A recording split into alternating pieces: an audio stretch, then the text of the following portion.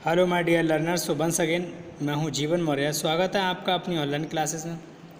जैसा कि हमारी आपकी स्क्रीन पर ये क्लास 11th का चैप्टर द एड्रेस जो था उसके हम 2 पार्ट एक्सप्लेन कर चुके थे और आज हम डिस्कस करेंगे थर्ड पार्ट की ओर।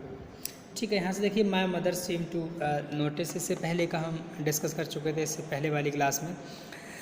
My mother seemed to notice that I was not entirely convinced। देखिए, कन्विंस्ड का मतलब होता है जैसे विश्वास दिलाना, यकीन दिलाना या मास्टरफुल होना। ये कन्विंस का मतलब विश्वास दिलाना। कहते हैं कि बात करें, कन्विंस दिला रहे हैं, भरोसा दिला रहे हैं, ये सब बातें कहलाते हैं। मेरी माँ को my mother seem to notice, मेरी मतलब ऐसा लगा कि मतलब ऐसा प्रतीत हुआ कि जब मेरी माँ ने ध्यान से देखा, और मैं पूरी तरह संतुष्ट तो नहीं थी। और होता क्या है कि उसने मेरी ओर मतलब फटकारते हुए देखा और उसके बाद हमने इस संबंध में कभी बात नहीं की। मतलब ये क्या, my mother seemed to notice, मेरी माँ ने नोटिस किया that I was not entirely convinced, कि अब हम उनको कभी भी दोबारा विश्वास नहीं दिला पाएंगे, ना ही समझा पाएंगे। शी लुक्ड एट द पर वो रिप्रोविंग का मतलब होता है जैसे फटकारते हुए कहा, रिप्रोविंग स्कॉल्डेड मतलब फटकारते हुए कहा। And after that we spoke no more about it, और हम इसके बारे में कुछ भी बात नहीं कर पाएंगे, मतलब इस संबंध में कोई भी बात नहीं कर पाएंगे। यहाँ तक हो गया। मीन वाइल, इसी समय अब होता क्या है, मीन वाइल मतलब in the time I had arrived at the station. अब हम होता क्या है कि हम स्टेशन पर पहुँचते हैं। अब जब स्टेशन पर पहुंच गए तो विदाउट हैविंग पेड, बिना हम चुकाए हुए, अटेंशन थिंग्स ऑन द वे। मतलब होता क्या है कि जब हम स्टेशन पहुंच गए, मैंने रास्ते में चीज़ों पर ध्यान नहीं दिया था, मतलब कोई ध्यान नहीं था, कोई पे अटेंशन नहीं किया था। कह रहा है without having paid much attention to the things on the way, to the things, रास्ते में जो भी चीज़ मिली उन पर कोई ध्यान नहीं दिया, मतलब उनका ध्यान वहीं पर था उन चीज़ों में। I was walking in familiar place again for the first since the war, but I did not want to go further मतलब आगे। देन वॉज नेसेसरी, मतलब उन्होंने कहा कि अब युद्ध के बाद मैं पहली बार परिचित स्थानों पर घूम रही थी, पर मैं आवश्यकता से ज़्यादा आगे जाना नहीं चाहती थी। उन्होंने कहा कि पहली बार कैसा हुआ था, place again the first time since the war, यानी वॉर से पहले, मतलब वॉर के टाइम से अब पहली बार ऐसा हुआ कि मैं पहली बार ही घर से निकली थी इतनी दूर। But I did not want to go further than was necessary, अब ज़रूरत से ज़्यादा फर्दर मतलब आगे अब जाना नहीं चाहती हूँ। तो आई होप ये समझ में आया होगा। उन्होंने कहा कि युद्ध के बाद मैं पहली बार परिचित स्थानों पर निकली थी, वो साफ साफ लिखा है कि सिंस द वॉर, युद्ध के बाद। ठीक, next, I did not want to upset myself, मैं अपने आप को ज़्यादा अपसेट नहीं करना चाहती, परेशान नहीं करना चाहती। With a sight of streets, गली and houses full of memories from the precious time, यानी ये सारे गली मोहल्ले ये सब क्या हैं, ये बड़े कीमती उन गलियों और मकानों के दृश्य से जो उस मूल्यवान समय की स्मृतियों से भरे थे। मैं अपने को चिंतित नहीं करना चाहती, क्योंकि उसे पता है ये सब गलियों में मैं रही, खेली और बड़ी बड़ी हुई, तो अब जब दोबारा याद करके ज़्यादा चिंता में नहीं पड़ना चाहती, मैं उनको भूलना चाहती हूँ। नेक्स्ट, इन द ट्रेन में back I was Mrs Darling, I saw, मैंने देखा मिसेस डॉर्लिंग को in front of me again as. अब होता क्या है कि जब मैं रेलगाड़ी में वापस आ रही थी, मैंने पुनः श्रीमती डॉर्लिंग को अपने सामने देखा। मतलब इन द ट्रेन बैक, जब ट्रेन वापस आ रही थी, आई सॉ, मैंने देखा Mrs Darling in the front of me again as, मैंने फिर से देखा जैसे कि I had the first time I met her, कि जैसे कि मैं उनसे पहली बार मिली हूँ। मतलब ऐसा लगा कि पहली बार मिली। It was the morning after the day my mother had told me about her, यानी मेरी माँ ने यानी जिस दिन मेरी माँ ने मुझे उसके बारे में बताया था, उस दिन क्या होता है, I had got up late and coming down stairs I saw my mother about to see someone out, a woman with a broad back। मतलब होता क्या है कि उस दिन के बाद जो प्रातःकाल में आई थी, देर से उठी और अपनी सीढ़ियों से नीचे आ रही थी, मैंने अपनी माँ को उसी समय किसी को विदा करते हुए देखा। उस स्त्री के कमर चौड़ी थी। मैंने देख लिया था कि उस स्त्री आई है, उसकी जो कमर है वो चौड़ी है, मैंने उसको पीछे से देखा था। उन्होंने कहा that was the morning after the day, यानी उस समय के बाद समय था सुबह का। माई मदर हैड टोल्ड मी, मेरी माँ ने मुझे बताया था अबाउट हर, इस महिला के बारे में कि इस तरह का है महिला है वो। I had got up late, मैं देर हो गई थी, कमिंग द डाउन स्टेयर्स, सीढ़ियों से नीचे आने के लिए मुझे देर हो गई थी। और सॉ माई मदर, मैंने माँ को देखा अबाउट सी समवन, किसी को देखते हुए, a woman with the broad back, यानी चौड़े पीछे जो कमर है उसकी बहुत चौड़ी है, यानी इसका मतलब यही वो महिला है। नेक्स्ट है, देखिए there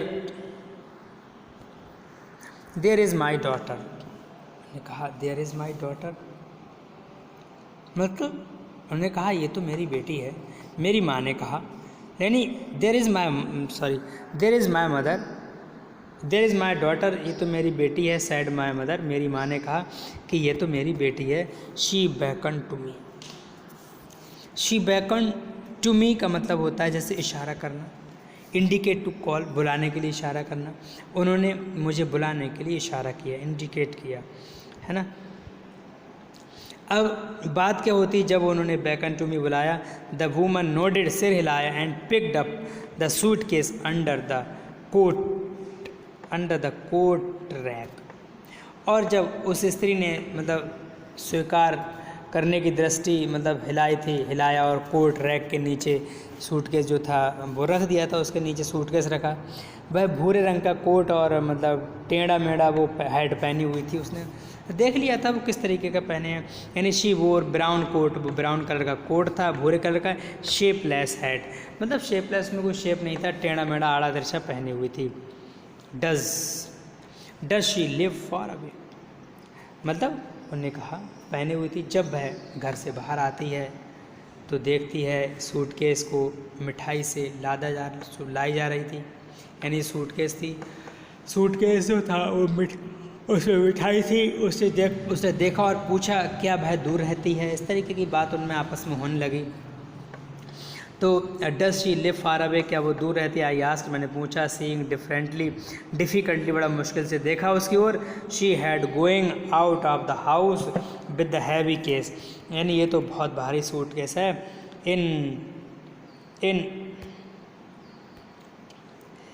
in Macaroni street said my mother, मेरी माँ ने कहा, नंबर 46, रिमेंबर दैट। अब देखिए माँ ने कहा कि जो मार्कोनी स्ट्रीट में नंबर 46 में पर रहती है, इसको याद रखना। उसने माँ ने कहा अपनी बेटी से कि ये जो महिला है, जब 46 नंबर जो मार्कोनी स्ट्रीट है इसमें रहती है, इसको भूलना मत, याद रखना। आई हैड रिमेंबर, मुझे याद है, it is a, but I had waited a long time to go there, लेकिन I had waited long time to go there, मुझे वहाँ जाने के लिए काफ़ी इंतज़ार करना पड़ा, पर मुझे वहाँ जाने के लिए काफ़ी लंबे समय तक प्रतीक्षा करनी पड़ी। यानी होता क्या है कि स्वतंत्रता के बाद आरंभ में इस इकट्ठे किए जो सामान में मेरी रुचि बिल्कुल नहीं थी।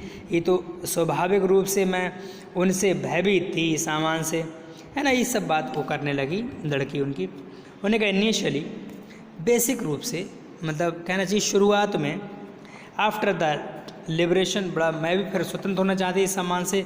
आई वॉज एब्सोल्युटली, मैं फ्री होना चाहती पूरी तरह से। Not interested in all the stored stuff, यानी जो सामान से हटा था, स्टोर्ड स्टफ़ था, मतलब स्टोर्ड स्टफ़ का मतलब हार्ड मटेरियल होता है। And naturally I was so rather afraid of it, और मैं इस सभी से बड़ा कतराती थी ये सामान ना हो मेरे पास।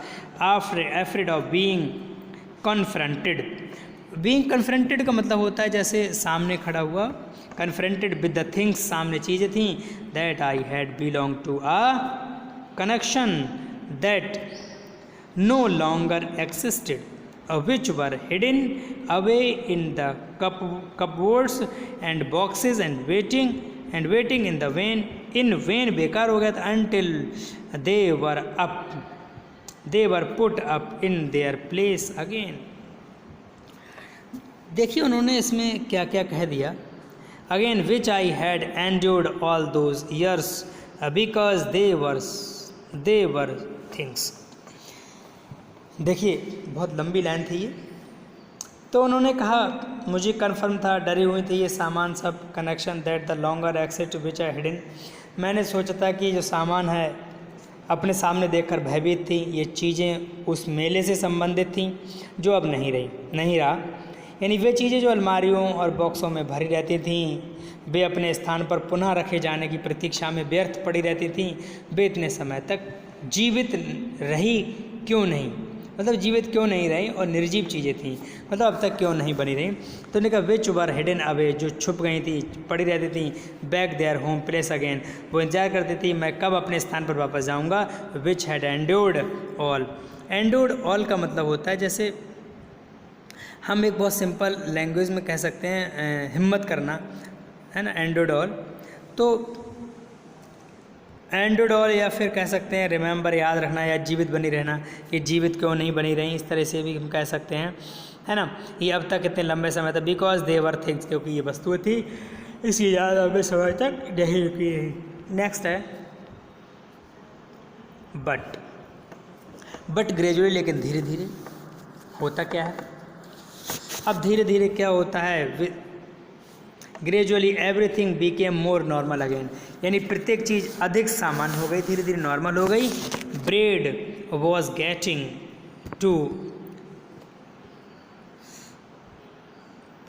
नेक्स्ट, सॉरी देखिएगा, ब्रेड, अब उन्होंने कहा जो ब्रेड था was getting to be lighter colour, यानी जो ब्रेड था, यानी कमरे, मतलब जो ब्रेड का रंग जो भी बदल गया था, कमरे में बिस्तर था, मतलब जिस पर निर्भीकता से सोया जा सकता था, वो चीज़ सब देखा सरसरी नज़र में सब बेकार हो गई थी, यानी कलर था। There was a bed you could sleep, आप सो सकते थे, अनट्रीटेड मतलब बिना किसी भय के, और अनट्रीटेड मतलब सेफ, सुरक्षित रूप से, जिस पर बिस्तर पर आप सो सकते थे।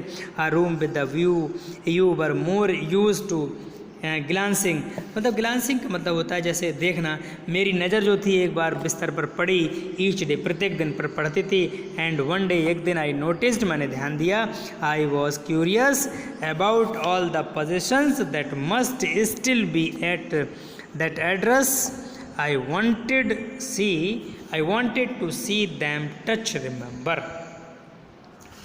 उन्होंने देखा कि ध्यान से देखा कि उस समय सारी संपत्ति के बारे में जानना चाहती थी, और अब भी उस पते पर विद्यमान है, उनको देखना और स्मरण याद रखना चाहती थी कि वो श्रीमती डॉर्लिंग का मकान कहाँ है, क्या, ये सब सारी बातें उसके दिमाग में थी। देखा, एंड वन डे नोटिस, ध्यान था, आई was curious about all the positions, यानी उस सारी चीज़ों को याद था कि वो उस महिला के पास हैं, that must still be at the address, कि उसको एड्रेस आज भी याद है। I wanted to see them, उनको देखना चाहती हूँ, टच रिमेंबर, उन्होंने कहा मैं अपनी सारी चीज़ों को उस महिला घर में जो है उनको छूना चाहती हूँ और देखना चाहती हूँ। आफ्टर